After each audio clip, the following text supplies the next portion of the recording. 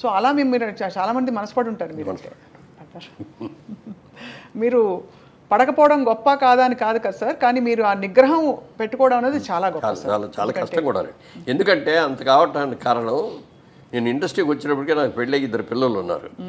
రేపు ఏదైనా నేను చేసిన తప్పుల మూలంగా నేను దెబ్బతినిపోతే నా భార్య రేపు నన్ను చూసి ఇదిగో ఇన్ని పెళ్లి చేసుకోవటం మూలంగా నేను ఇలా అయిపోయాను అని అనకూడదు. అలాగే నా పిల్లలు వీళ్ళకి పుట్టడం మూలంగా మా కర్మ, మేము ఇక్కడ వీళ్ళ కడుపులు పుట్టామేమో ఇంత చెడ్డ పేరు వచ్చిందో అని మా పిల్లలు అనకూడదు.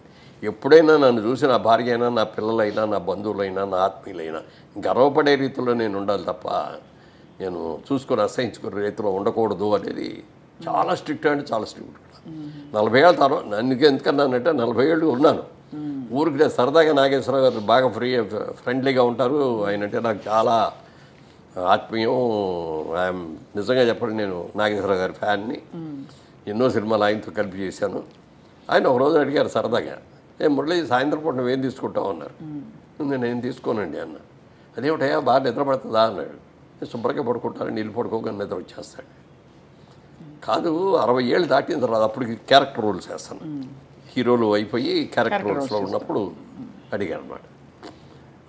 60 ఇయర్స్ దాటిన తర్వాత కొంచెం ఏదో ఒకటి తీసుకుంటూ ఉండాలి. రోల్స్ అయిన కూడా కొంచెం వీక్ అయ్యి ఉంటాయి.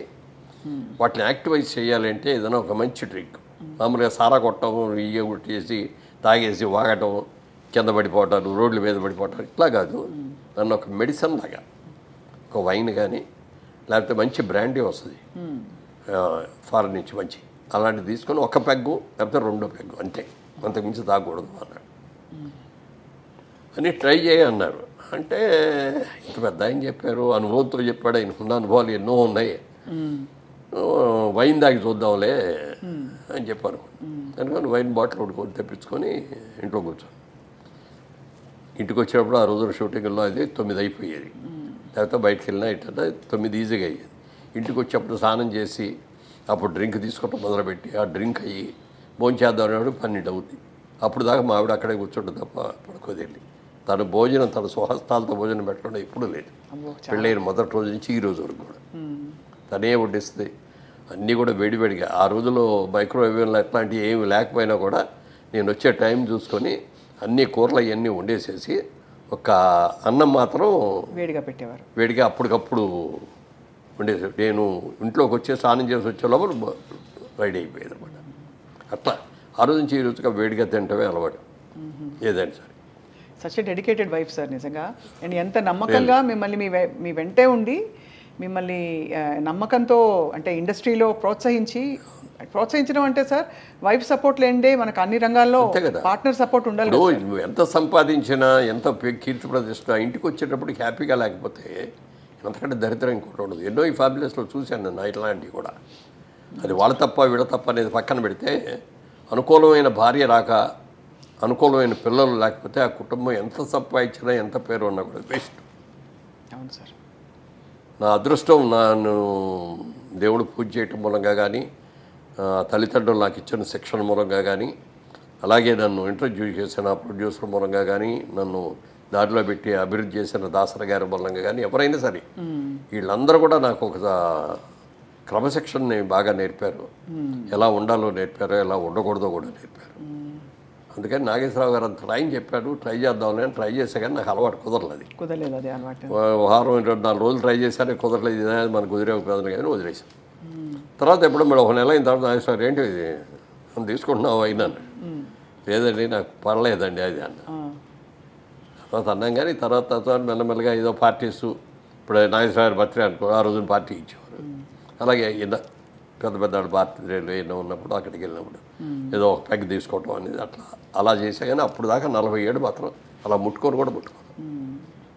చాలా చాలా పెద్ద విషయం, చాలా గొప్ప విషయం సార్. ఎందుకంటే మేము ఇండస్ట్రీ గురించి మామూలుగా వినేది మీరు ఇదే బేసిక్గా దట్ ఆ వాతావరణం హాయిగా ఫ్రీగా ఉంటుంది కాబట్టి రూల్స్ లేకుండా ప్రేమలో పడడం ఈజీ, ఎవరినైనా ఇష్టపడడం. అందులో మీ చుట్టూ ఉండేవాళ్ళు అందమైన హీరోయిన్లు అందరూ.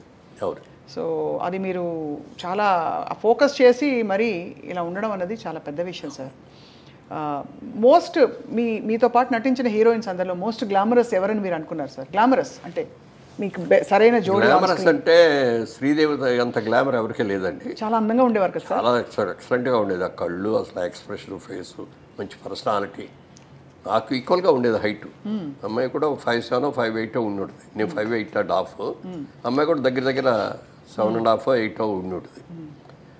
Personality, behaviour, wonderful behaviour. ఎప్పుడు ఒక తప్పుగా మాట్లాడటం లాగా కానీ ఏదైనా చిరిపి పనులు చేయటం కానీ అట్లాంటిది ఏమి ఉండేది కాదు. ఆ తర్వాత అంత అందగత్తి ఎవరు అంటే దీప. దీప గారు కూడా చాలా అసలు ఎంత అందంగా ఉండేది. కాకపోతే ఏంటంటే వాళ్ళ అమ్మ ఎప్పుడు పక్కన బ్యాగ్ పెట్టుకొని బ్యాగ్లో అన్ని బిస్కెట్లు, ఈ చీడిదిళ్ళు, బాదం పప్పులు ఇవన్నీ తెచ్చిపెట్టి షార్ట్ చేసి రాగానే పెట్టేస్తా ఉండేది. అంటే ఆ అమ్మాయి బాగా ఎర్లీ ఏజ్లో వచ్చింది. ఏదైనా అంటే ఎవరిని అడిగితే 16 years 3 months బాబు అనేది. అలా వీటి పాపం చిన్నది కదా, కష్టపడుతుంది అని చెప్పి ఓ పెట్టేది. ఆ పెట్టడం మూలంగా కానీ లేకపోతే అమ్మాయికి ఏదో ముందే ఆర్టిస్ట్ చేయాలనే ఆలోచన ఉండి కొంచెం స్టెరాయిడ్స్ ఏదో ఇచ్చి ఇది కూడా చేశారని అంటారు. ఎంతవరకు తెలియదు. దానివల్ల కానీ అమ్మాయికి బాగా బాడీ వచ్చేసింది తర్వాత. లేకపోతే చాలా అద్భుతమైన యాక్టర్ అయ్యాడు. జయసుధ గారు ఇట్స్ ఏ ఫ్యామిలీ లేడీ. అదే అదే ఇక అందులో సినిమా యాక్టర్ లాగా ఉండదు. ఆవిడతో నటిస్తా అంటే రియల్ క్యారెక్టర్తో నటిస్తాం అనే ఫీలింగ్ వస్తుంది తప్ప సినిమా యాక్టర్ లాగా ఆవిడ నటించడం కూడా అలాగే చేస్తుంది. ఇప్పుడు మిగిలిన వాళ్ళు కొంతమంది చేసే దాంట్లో ఆర్టిఫిషియాలిటీ ఉంటుంది. అంతవరకే ఉండు, టచ్ అవ్వకూడదు, ముట్టుకోకూడదు అన్న లెవెల్లో ఉంటుంది. అవన్నీ ఉండేవి సార్ ఆంక్షలు. అంటే హీరోయిన్ చెప్పేవారా? అప్పుడు లేదు, అప్పటికి లేదు. కానీ నాగేశ్వరరావు గారు, ఎన్టీ రామారావు చేసే రోజులో ఉండేవి. జమున్ గారు అయితే ఎప్పుడు చేతులు ఇక్కడి నుంచి కిందే తప్ప పైకి పుట్టుకొచ్చేవారు. ఇట్లా ఈ కూడా పట్టుకొచ్చేవారు. ఓహో, అంత ఇదిగా ఉండేది. అది ఎన్ని లేకపోయినా కూడా ఎంతైనా కొంచెం దూరంగానే ఉండేవారు. ఇట్లా అప్పుడు ఈ ముద్దులు ఇద్దరు ఈ గొడవలు ఏమీ లేవు కదా. అవునవునవును. ఎంతవరకు దగ్గర ఉన్నాలో అంతవరకే ఉండేవారు. ఆ క్లోజ్ చేస్తారు. ఈ అమ్మాయి వచ్చేటప్పటికంటే భార్య అంటే భార్యలాగానే ఉండేది. అంత ఇప్పుడు నేను చేసిన సినిమాల్లో కూడా హయ్యెస్ట్ సినిమాలు చేసింది ఆవిడతోటే. మా సినిమా ప్రొడక్షన్లో కూడా ఆవిడ చాలా సినిమాలు చేసింది. Very cooperative artist. అసలు మామూలుగా హీరోయిన్ లాగా దిద్దుకోవడాలు ఉండవు. సింపుల్గా మేకప్ వేసుకొని వచ్చేస్తుంది.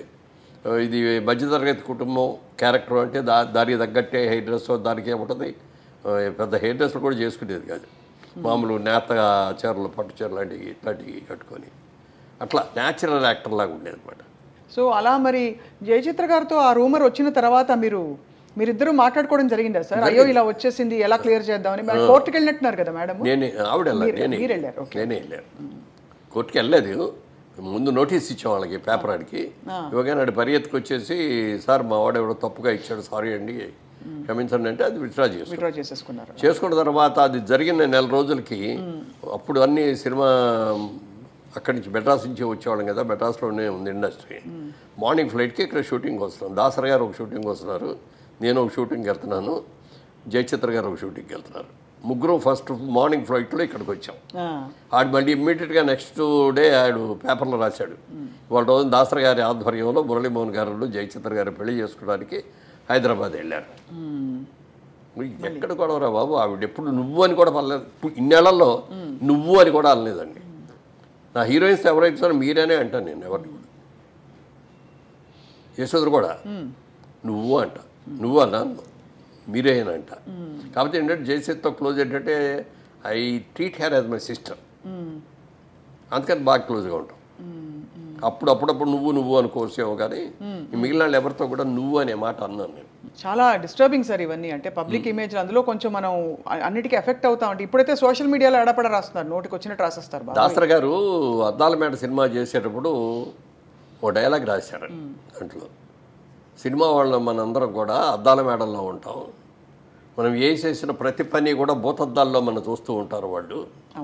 మనం తప్పు చేసినా ఒప్పు చేస్తే బాగుందంటారు, మెచ్చుకుంటారు. తప్పు చేస్తే మాత్రం రాళ్ళు ఇసురు కొడతారు, మన అద్దాలు పగిలిపోతాయి, మన బతుకు బజారు పాలైపోతుంది అని ఆ డైలాగ్ ఎంత బాగా నచ్చిందో నాకు. ఆ డైలాగు దాన్ని తూచా తప్పకుండా పాటించాను.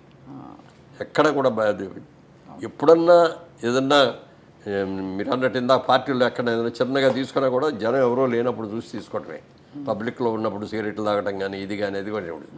సిగరెట్లు కూడా ఏంటంటే నాకు అలవాటు లేదు, కానీ వాయిస్ కొంచెం థిన్గా ఉండేది బిగినింగ్లో. బేస్ అది ఉండేది కాదు.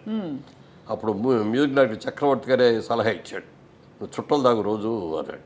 ఊళ్ళో ఆయన చుట్టలు కావాలి కాదండి అన్న. అయితే సిగరెట్ తాగానే ఆయనే ఫస్ట్ సిగరెట్ ఇచ్చాడు.